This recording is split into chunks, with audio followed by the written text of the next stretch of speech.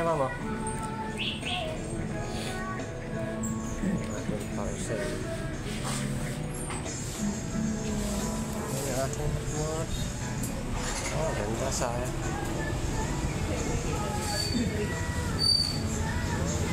Parcel. Babantay. Ang bukas pa lang daw yung padalahan. Oo nga, ano nga ba padalahan doon? JNT nga. Hindi, yung kanila, Cebuana lang ang bukas daw. Hindi. Sino nagsabi?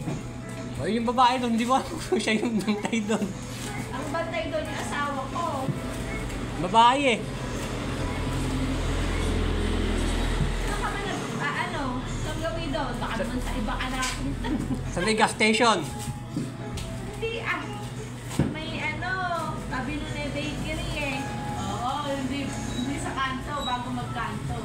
Hindi ba sa gas station? Hindi. Meron dun eh. Sa highway, di ba yung boundary na siya.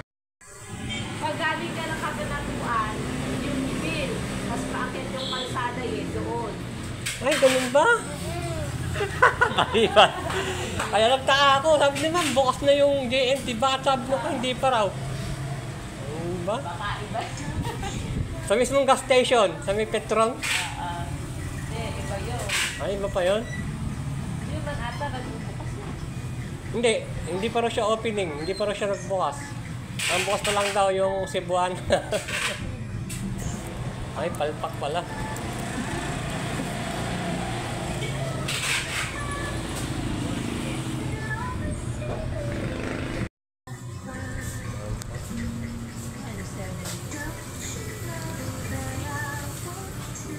Ang pa-picture.